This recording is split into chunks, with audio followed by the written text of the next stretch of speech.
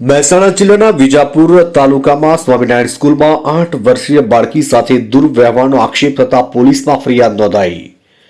મળતી માહિતી મુજબ વિજાપુરમાં આવેલી સ્વામિનારાયણ સ્કૂલમાં અભ્યાસ કરતી ધોરણ 2 અભ્યાસ કરતી એક બાળકી સાથે અજાણ્યા યુવાને દુર્વ્યવહાર કર્યાનો આક્ષેપ સામે આવતા ચકચાર મચી જતા ઘટના અંગે બાળકીના વાલીએ વિજાપુર પોલીસ સ્ટેશનમાં લેખિત ફરિયાદ નોંધાવી છે। મળતી માહિતી મુજબ બાળકી દરરોજની જેમ સ્કૂલમાં જતી હતી। આ દરમિયાન તારીખ 19 તથા 20 નવેમ્બર 2025ના રોજ અજાણ્યા છોકરાએ બાળકીનો હાથ પકડીને સ્કૂલ પ્રાંગણના પાછળના બગીચામાં લઈ જઈ તેના શરીરના પાછળના ભાગે હાથ ફેરવીને દુર્વ્યવહાર કર્યા હોવાનો આક્ષેપ કરવામાં આવ્યો છે। ફરિયાદ મુજબ આરોપીએ બાળકીના હાથ પર ઇન્જેક્શન જેવું કંઈક આપ્યું હોવાની પણ માહિતી સામે આવી છે તથા ઘટનાની બાબતને કોઈને ન કહેવાની ધમકી આપી હોવાનું પણ જાણવા મળ્યું છે। બાળકી દ્વારા અંગે ઘરે જઈને વાલીઓને જાણ કરાતા તેઓ પરત સ્કૂલમાં પહોંચી જવાબદાર સાથે વાતચીત કરી હતી।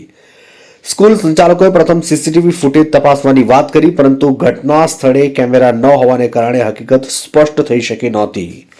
ત્યાર પછી શાળાના કેટલાક વિદ્યાર્થીઓની ઓળખ માટે ઊભા રાખવામાં આવ્યા હતા। બાળકી કોઈ ચોક્કસ વિદ્યાર્થીની ઓળખ કરી શકી નહોતી।